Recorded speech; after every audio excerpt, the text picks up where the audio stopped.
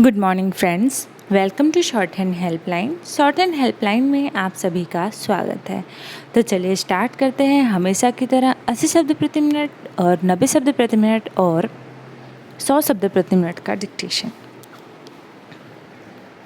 80 और 90 शब्द प्रति मिनट 5-5 मिनट के डिक्टेशन होंगे और 100 शब्द प्रति मिनट RSSB के हिसाब से फुल स्टॉप एंड कॉमा वगैरह बोला जाएगा।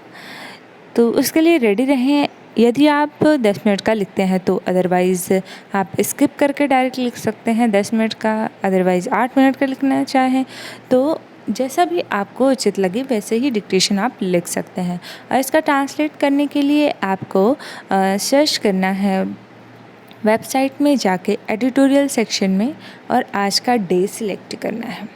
तो चलिए स्टार्ट करते हैं ज़्यादा वार्तालाप ना करते हुए। 80 शब्द प्रति मिनट डिक्टेशन स्टार्ट होगा 3 सेकेंड बाद। स्टार्ट। आखिरकार तालिबान ने अपनी अंतरिम सरकार बना ली, लेकिन यह जिस रूप में सामने आई उससे दुनिया को उस पर भरोसा होना संभव नहीं। यह सरकार न तो समावेशी है और न ही ऐसी कि खुद अफ़गान लोग उससे भले की उम्मीद कर सकें। इस सरकार में न तो अल्पसंख्यक हैं और न ही महिलाएं। इसमें तालिबान के विभिन्न गुटों का वर्चस्व है और वह भी खास तौर पर पश्तूनों का। इससे भी चिंताजनक बात यह है कि इसमें तमाम नेता ऐसे हैं जो संयुक्त राष्ट्र सुरक्षा परिषद और अमेरिका की ओर से घोषित आतंकी हैं। पैरा। साफ है कि तालिबान ने अपनी प्रेस कॉन्फ्रेंस के जरिए दुनिया को भरोसा दिलाने की जो कोशिश की थी वह महज एक छलावा साबित हुई। तालिबान प्रवक्ता ने जो कुछ इस प्रेस कॉन्फ्रेंस में कहा था उसका कहीं कोई लिहाज नहीं रखा गया। तालिबान ने जिस तरह छटे हुए खूंखार और इनामी आतंकियों को अपनी अंतरिम सरकार में शामिल किया उससे दुनिया का आशंकित होना स्वाभाविक है।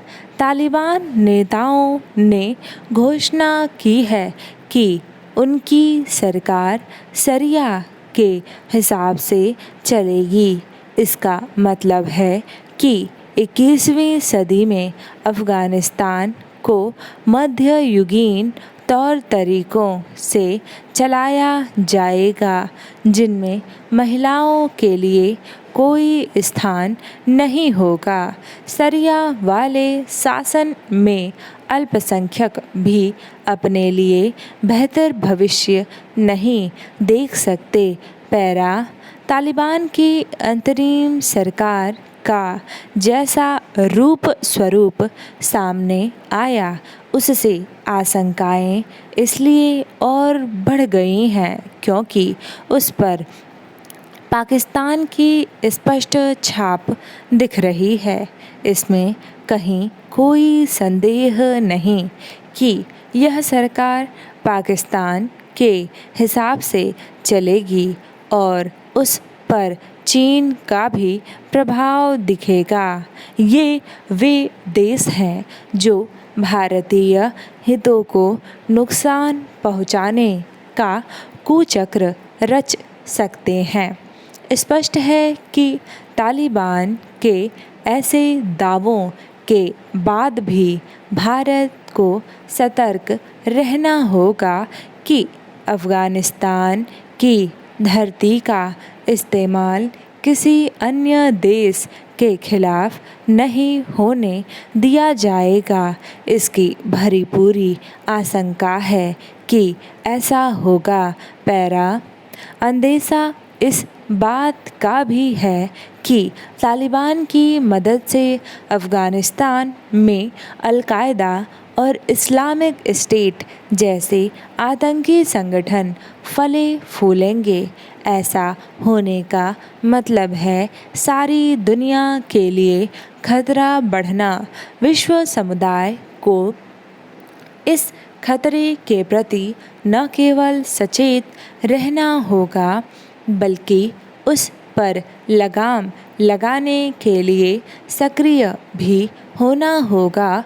यह भी एक चिंता की बात है कि जब तालिबान में सुधार और बदलाव की कहीं कोई उम्मीद नहीं दिख रही है, तब भारत में कुछ लोग उससे न केवल उम्मीदें लगाए हुए हैं बल्कि उसकी तरफदारी भी कर रहे हैं।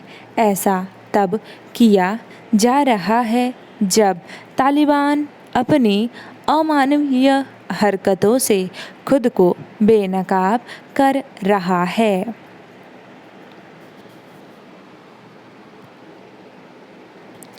80 शब्द प्रति मिनट डिक्टेशन समाप्त हुआ। अब बारी है 90 शब्द प्रति मिनट के डिक्टेशन की।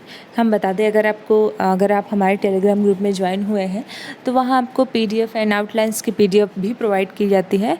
अदरवाइज़ आप सारा कलेक्शन चाहते हैं तो वो इंस्टाग्राम पे अपडेट किया गया है, आप वहाँ से भी देख सकते हैं। क्योंकि जो बाद में ज्वाइन होते हैं उन्हें नहीं पता चलता कि सारी आउटलाइंस एंड PDF का है। वैसे तो शो होता है बट नहीं पता चलता है, तो आप इंस्टाग्राम पर भी देख सकते हैं। इंस्टाग्राम हैंडल यहाँ पे लिखा हुआ है हिंदी स्टेनो, जस्ट यहाँ पे क्लिक करेंगे तो शो होगा। अगर आप हैप्पी स्टेनोग्राफी को फॉलो करना चाहते हैं तो यहाँ पे क्लिक करें। और ये यूट्यूब लिंक्स दिए गए हैं, shorten helpline, steno helpline and happy stenography, तीनों चैनल्स के। तो आप अगर सब्सक्राइब करना चाहें तो प्लीज़ सब्सक्राइब कर लें, क्योंकि इसमें 2 मिनट से भी कम का समय लगता है। जस्ट क्लिक करें और सब्सक्राइब कर लें और बेल आइकन दबाएं ताकि जो भी वीडियोज़ हम अपलोड करें उसका नोटिफिकेशन आपको सबसे पहले मिले।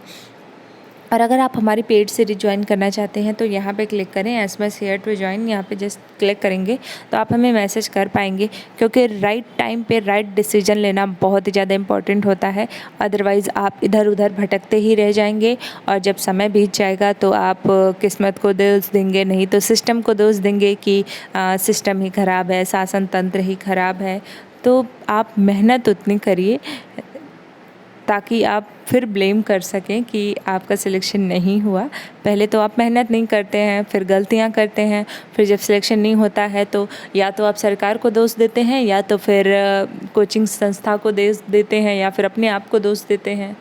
तो पहले आप मेहनत नहीं करते। खैर, यूट्यूब डिक्टेशन अगर लिखना चाहें तो ज़रूर लिखें आप, ये तो बात की बात है। तो चलिए स्टार्ट करते हैं। 90 शब्द प्रति मिनट का डिक्टेशन स्टार्ट होगा 3 सेकेंड बाद। स्टार्ट। पुलिस के कामकाज को लेकर लंबे समय से अंगुलियां उठती रही हैं। इसके बावजूद दूसरे प्रदेशों की अपेक्षा दिल्ली पुलिस का चेहरा काफ़ी हद तक बेदाग माना जाता रहा है। उसके कामकाज की मिसाल दी जाती रही है, मगर पिछले कुछ सालों में उसने भी कई संवेदनशील मामलों में जिस तरह पक्षपातपूर्ण और पूर्वाग्रहग्रस्त होकर कार्रवाइयाँ की, उससे उसकी साख को गहरा धक्का लगा है। पिछले साल उत्तर पूर्वी दिल्ली में हुए दंगों की निष्पक्ष जांच करने और वास्तविक दोषियों के खिलाफ कार्रवाई करने के बजाय उसने कई निर्दोष लोगों को कानून के शिकंजे में जकड़ दिया। उन दंगों के पीछे की साजिश और उसमें संलिप्त लोगों की पहचान उसी से हो गई थी जब नागरिकता कानून के खिलाफ चल रहे आंदोलनों के विरोध में कुछ नेताओं ने जहरीले भाषण दिए और लोगों को उकसाने का प्रयास किया, मगर दिल्ली पुलिस ने उनकी तरफ नज़र उठा कर भी नहीं देखा। अनेक निर्दोष लोगों को गिरफ्त में ले लिया। हालांकि उनमें से कई लोग अब निर्दोष साबित हो चुके हैं, पर अब भी कई मामलों में सुनवाई चल रही है। उन्हीं मामलों की सुनवाई करते हुए अदालतों ने न सिर्फ बार बार दिल्ली पुलिस के काम काज पर अंगुली उठाई, बल्कि उसे कड़े शब्दों में फटकार भी लगाई। पैरा एक अदालत ने तो यहाँ तक कहा कि यह बंटवारे के बाद देश की राजधानी में हुए सबसे खराब सांप्रदायिक दंगे थे, मगर इसकी निष्पक्ष जांच के बजाय पुलिस ने अदालत की आंख पर पट्टी बांधने का प्रयास और सार्वजनिक धन का अपव्यय किया। आने वाली पीढ़ियां जब इतिहास पलटेंगी तो इन दंगों के बारे में जानकर पीड़ा से भर उठेंगी, मगर लगता नहीं कि इन फटकारों का दिल्ली पुलिस पर कोई असर होने वाला है या इन दंगों के असली दोषियों की पहचान उजागर होने वाली है। अदालतें पुलिस की जांचों के आधार पर ही न्याय कर पाती हैं। अगर पुलिस ही साक्ष्य पेश करने में बेईमानी करे तो न्याय प्रक्रिया बाधित होती है। इसलिए अदालतों की पुलिस को फटकार का मतलब समझा जा सकता है, मगर पुलिस की व्यवस्था भी किसी से छिपी नहीं है। वह अपनी कार्यशैली बदलने का प्रयास करना भी चाहे तो उसके हाथ बंधे हुए हैं। अब सरकारों के इशारे पर काम करना जैसे उसकी व्यवस्था है। पैरा हालांकि पुलिस सुधार के लिए गठित तमाम समितियों ने बार बार सुझाया है कि पुलिस का चेहरा बदलने की ज़रूरत है। पुलिस को राजनीतिक प्रभाव से मुक्त रखा जाए। अधिकारियों को कम से कम 2 साल तक एक जगह तैनात रखा जाए। उनका बार बार तबादला न किया जाए, मगर केंद्र की किसी भी सरकार ने उन सुझावों पर अमल करना जरूरी नहीं समझा, इसलिए कि सरकारें पुलिस का इस्तेमाल अपने मकसद के लिए करती रही हैं।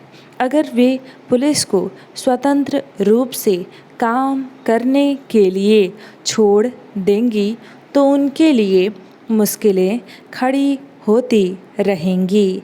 राजनीतिक दलों में आपराधिक पृष्ठभूमि के लोगों की पैठ लगातार बढ़ती जा रही है, जिसे रोकने के लिए अभी सर्वोच्च न्यायालय ने कड़े निर्देश भी दिए हैं।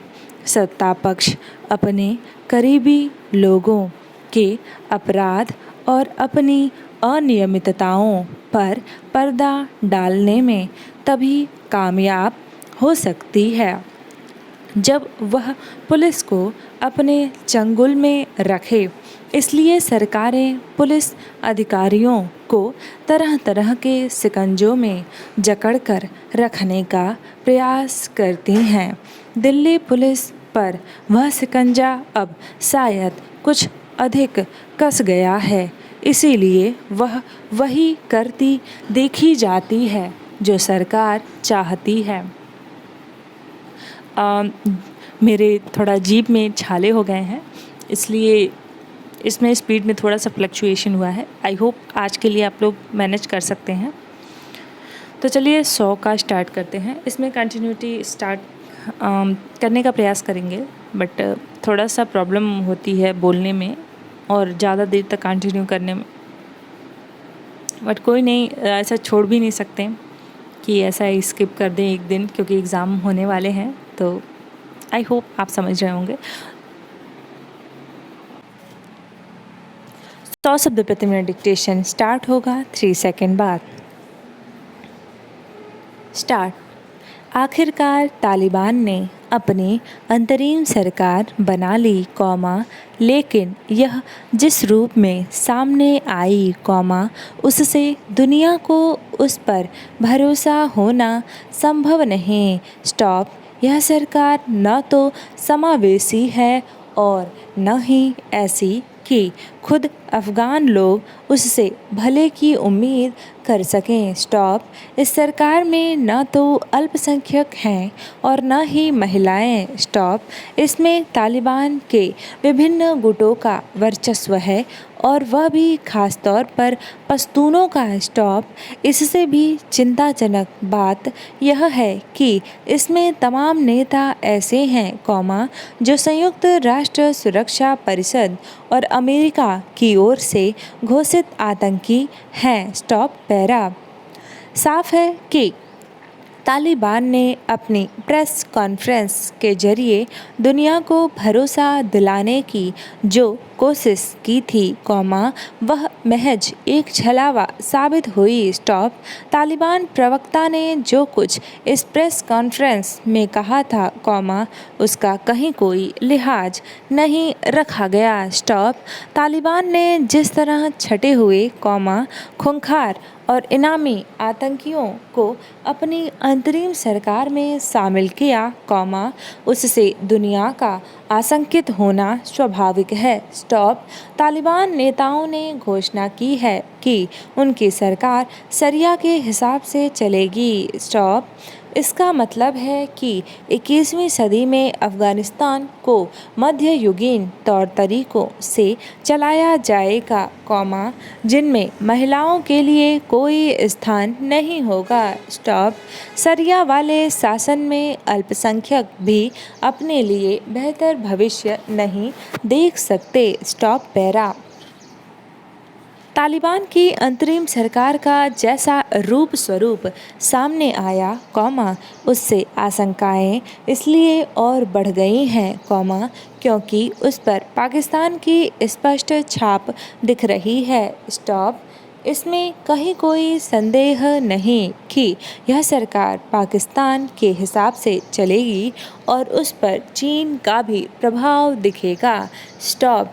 ये वे देश हैं, जो भारतीय हितों को नुकसान पहुंचाने का कुचक्र रच सकते हैं। स्टॉप। स्पष्ट है कि तालिबान के ऐसे दावों के बाद भी भारत को सतर्क रहना होगा कि अफ़गानिस्तान की धरती का इस्तेमाल किसी अन्य देश के खिलाफ नहीं होने दिया जाएगा। स्टॉप। इसकी भरी पूरी आशंका है कि ऐसा होगा। Stop para. अंदेशा इस बात का भी है कि तालिबान की मदद से अफ़गानिस्तान में अल-कायदा और इस्लामिक स्टेट जैसे आतंकी संगठन फले फूलेंगे। ऐसा होने का मतलब है सारी दुनिया के लिए खतरा बढ़ना। स्टॉप। विश्व समुदाय को इस खतरे के प्रति न केवल सचेत रहना होगा, बल्कि उस पर लगाम लगाने के लिए सक्रिय भी होना होगा। स्टॉप। यह भी एक चिंता की बात है कि जब तालिबान में सुधार और बदलाव की कहीं कोई उम्मीद नहीं दिख रही है, तब भारत में कुछ लोग उससे न केवल उम्मीदें लगाए हुए हैं, बल्कि उसकी तरफदारी भी कर रहे हैं। स्टॉप। ऐसा तब किया जा रहा है, जब तालिबान अपनी अमानवीय हरकतों से खुद को बेनकाब कर रहा है। Stop para. पुलिस के कामकाज को लेकर लंबे समय से अंगुलियां उठती रही हैं।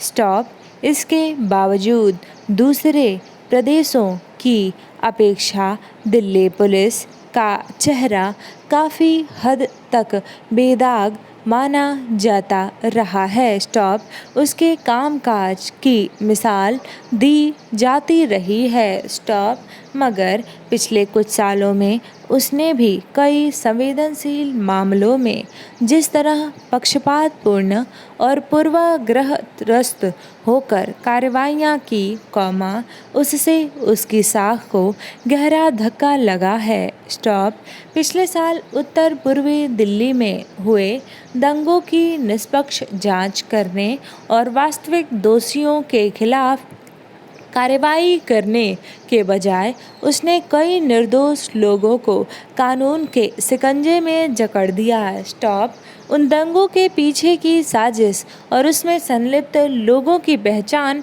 उसी से हो गई थी, जब नागरिकता कानून के खिलाफ चल रहे आंदोलनों के विरोध में कुछ नेताओं ने जहरीले भाषण दिए और लोगों को उकसाने का प्रयास किया। स्टॉप मगर दिल्ली पुलिस ने उनकी तरफ नज़र उठाकर भी नहीं देखा। स्टॉप अनेक निर्दोष लोगों को गिरफ्त में ले लिया। स्टॉप हालांकि उनमें से कई लोग अब निर्दोष साबित हो चुके हैं, पर अब भी कई मामलों में सुनवाई चल रही है। स्टॉप उन्हीं मामलों की सुनवाई करते हुए अदालतों ने न सिर्फ बार बार दिल्ली पुलिस के कामकाज पर अंगुली उठाई, बल्कि उसे कड़े शब्दों में फटकार भी लगाई।